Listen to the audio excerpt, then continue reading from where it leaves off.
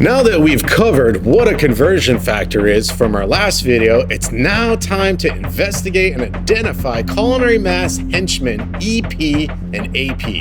In this video, we will cover what is EP and AP and why is it important? What is a food yield percentage and why is that important? Where can I find it? As well as reviewing columns D, E, and F on our cost conversion document. Now, the yellow tape case file documents needed for this video is going to be your culinary math murder kit Excel, your omelet recipe, your omelet costing conversion document, and there's a bonus tips EP/AP if you're interested. We need to start talking about culinary mass henchmen EP and AP and how they are different.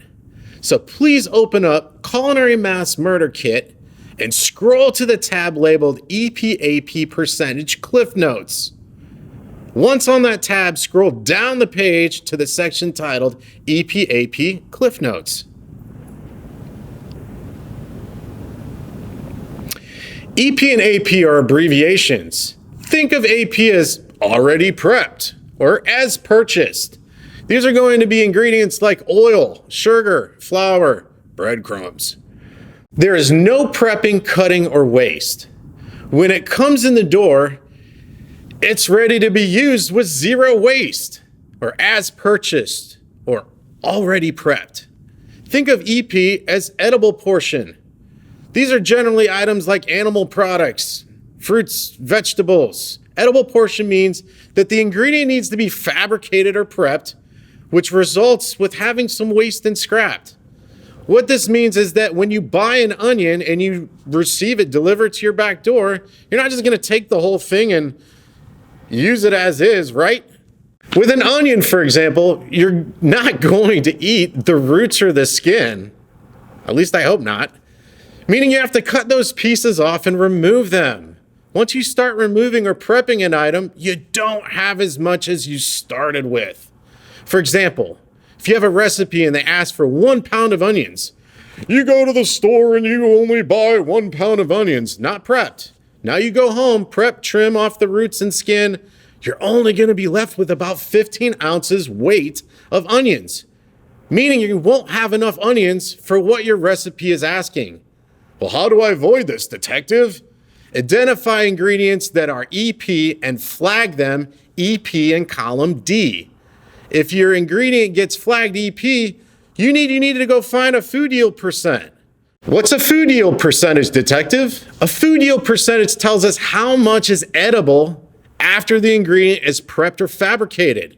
How much you actually get to cook with of that ingredient, in essence, is what we're talking about. Where do we find yield percentages, detective? Well, if you look inside your culinary murder math kit and scroll on the tabs till you hit food chart or food yield chart. Now, there are some great books out there, like the Book of Yields, for example. For the sake of simplicity, I've included a mini food yield chart for all of your exercises. Important to note, if you use the internet for yields, not everything is correct. So always trust your sources. As we take a look at the food yield chart, it's in alphabetical order. And as we scan for onions, we see that onions have a 90% yield, meaning that only 90% is edible and 10% is trim or waste. How do we use the food yield percentage for an EP item, detective? We always divide by the food yield percent. Remember, it's a percentage, so it's a decimal, right? So we need to move the decimal point 2 spots or places to the left. So for 90%, it really equals 0.90. If the ingredient is not needing any prep, and as a result doesn't have any waste or trim, it gets flagged AP. When we flag items as AP, again, already prepped or already purchased, the food yield is always 100%, meaning you get to use 100% of that ingredient and there's no waste. Let's look at an example to really drive this home. Let's look at the omelet recipe on my screen. Let's look at the ingredients listed and let's identify if these are EP or AP. When I look at the first ingredient, eggs, you know it's an animal product, so it might fit in that EP category. However, the recipe is asking for whole eggs. Even though we'll be removing the shells, the recipe is asking for whole eggs still. Thus, when I buy a whole egg, it comes in the door as a whole egg. Thus, we will flag this one AP, as purchased, in column D. Its food yield will be labeled 100% in column E. Salt. Don't get salty with me now. Do I have to prep resulting in waste? Is it an animal or a fruit or a vegetable? No. Thus, when I buy salt and it comes in the door, it comes in as salt. No prep, no waste. We will flag this one AP, already prepped or as purchased in column D. Its food yield will be labeled 100% in column E. White pepper. Do I have to prep white pepper resulting in waste or loss? Is it an animal, a fruit, or a vegetable? No. Thus, when I buy white pepper and it comes in the door, it comes in as white pepper. There's no prep and no waste. We will flag this one AP, already prepped, or as purchased in column D. Its food yield will be labeled 100% in column E. Now let's look at milk. Do I have to prep milk resulting in waste or loss? Is it an animal or fruit or a vegetable? It is an animal byproduct, but there's no prepping. Thus, when I buy milk and it comes in the door, it comes in as milk. Do I need to prep it? Is there waste? No. We're going to flag this one AP, already prepped, or as purchased in column D. The food yield will be labeled 100% in column E. Vegetable oil. Again, do I have to prep oil? Is there any loss? Is there any waste? Is it a fruit, an animal, or a vegetable? No. Thus, when I buy vegetable oil and it comes in the door, it comes in as vegetable oil. No prep, no waste. So we're going to flag this one AP, already prepped, or as purchased in column D. And its food yield, again, because its AP is 100%, we're going to drop that in column E. Onions. All right. You know this one's a vegetable product, so it might fit in the EP category. However, this recipe is asking for sliced onions.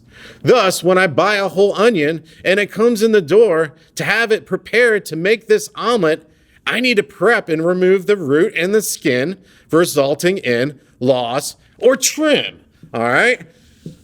We will flag this one EP for needing to find its edible portion in column D. Now, immediately know that I need to go look up the food yield because I just flagged something EP. Its food yield will be labeled 90% or 0.90 in column E. Thus, we will always be dividing by the food yield. Column D divided by column E, which is the food yield percent. This will tell you how much of an ingredient you need to purchase or start with to factor in your loss or your waste. Nerd alert! Anytime you flag something EP and you divide by its food yield, your column F amount will always be bigger than your ingredient amount in column D. Why is this, detective? This again is to factor in your waste and trim to make sure you purchase enough ingredient to accommodate your waste and your trim. Lastly, there are some oddities, like myself, in EP and AP. Sometimes, when you purchase an animal item, like a case of 8-ounce chicken breast, it can be flagged AP because it's already prepped. You're getting an 8-ounce chicken already clean. Same goes for some fruits and vegetables. You can purchase whole carrots for a recipe for chicken wings. You would have to peel those carrots and have waste and trim, right? Sometimes you can order carrots already prepped. Thus, it would be flagged AP because it's already prepped with zero waste or trim. This concludes our video today, and let's now go bust culinary maths henchman EP and AP. Please practice EP, AP, and food yield percentages in all of our exercises. And if you get stuck, return this video and start and stop it as you need. Now, as you know, like Confucius said, you want to be better at something? Do it more. Hard work pays off, guys. Stick around for the next exciting video called Going Undercover to understand culinary math's plan of converting volume and liquid. What happens when you're not having to convert servings? When a recipe yield is in volume and the recipe makes a gallon of soup only, But chef really only wants one quart. What do? You stay tuned.